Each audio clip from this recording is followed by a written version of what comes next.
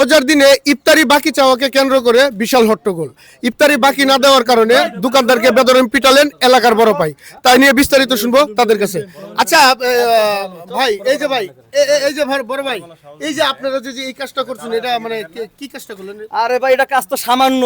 ওর তো কপাল ভালো, বড় ভাই এখনো খেপে নাই। বড় ভাই যে খেপে, ওর এনে দোকান করা, দোকান। আচ্ছা ভাই, একটা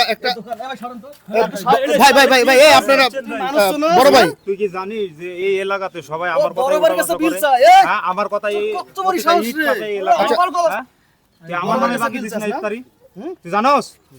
আমি ইচ্ছা করলে তোর দোকানে এক তুড়িতে উড়াই দিতে পারি। ভাই আচ্ছা ভাই একটু আপনার সাথে যদি একটু কথা বলার সুযোগ দিতেন।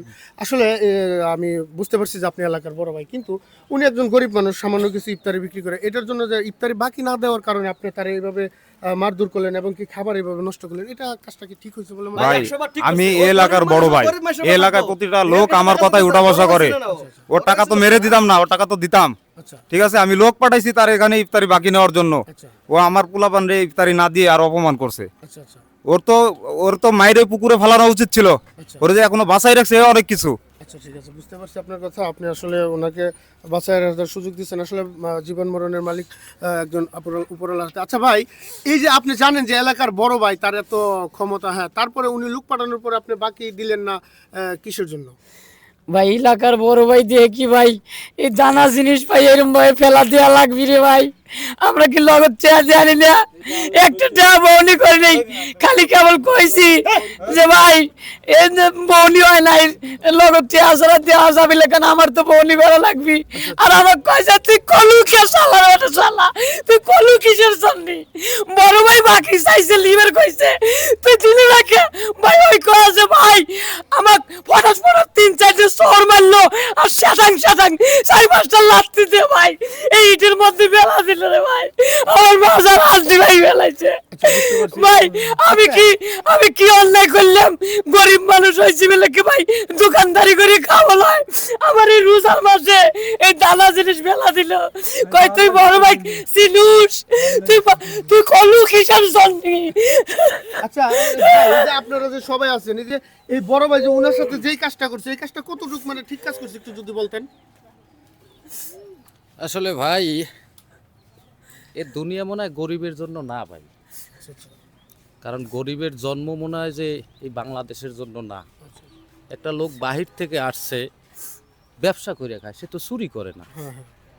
যদি চুরি করতো, ডাকাতি করতো, তাইলে মনটারে বুঝ দেওয়া যাইতো। আমরা বিগত সরকারের আমলে কোনো কথা বলতে পারি নাই। প্রতিটা মানুষ ছিল প্রতিবন্ধীর মতো। নামে মানুষ, কিন্তু কাজে না। এই এখন এই বর্তমান সমাজে এই যে বড় ভাই নামক এই যে যন্ত্রণা, এই যে প্যারা, পুরো সমাজ বলেন সংসার। আচ্ছা যাই হোক দর্শক, আমরা আসলে বুঝতে পারছি যে এখন এই ভাইয়ের ধারাভাষ্য অনুযায়ী যে হচ্ছে এখনকার বর্তমানের সময়ে যে বড় ভাই যে যারা আছে, তারা একের পর এক নাকি গরিব মানুষদের উপর এভাবে প্রতিনিয়ত অত্যাচার করে যাচ্ছে। দুনিয়ার দোষ দিয়ে লাভ নাই। মানুষ হয়েছে এখন বাঘের মতো, জুলুম নির্যাতন একটু দুর্বল পালি করে। এখন হয়েছে দুর্বলের যুগ নয়, শক্তি তা লাগবি, লাঠি তা লাগবি, ক্ষমতা মানে পাওয়ার। দুনিয়ায় সবাই জন্ম লিখছে, দুনিয়ার ভুল নয়, ভুল হলো পাওয়ার। এই পাওয়ার পাইছে, আর এই বড় ভাইরে আমার মতো লোকজনে সেটাং মারতেছে, বুঝছেন? বুঝতে পারছি। আচ্ছা বড় ভাই, যদি কিছু মনে না করেন একটু সামনে আসেন। আসলে আপনি একটা জিনিস চিন্তা করে দেখেন তো, উনি বাকি চাওয়ার কারণে মানে বাকি না দেওয়ার কারণে আপনি ওনার সাথে যেই কাজটা করছেন, এটা কি আপনি ঠিক করছেন? ভাই, আমি আসলে ভেবে চিন্তে দেখলাম উনি তো গরিব মানুষ, এটা বিক্রি করে তার সংসার চালানো লাগে। আসলে আমি কাজটা ঠিক করি নাই, অন্যায় করছি। হ্যাঁ, আমার কাজটা করা একদমই ঠিক হয় নাই, আমি অনুতপ্ত আমার কাজের জন্য।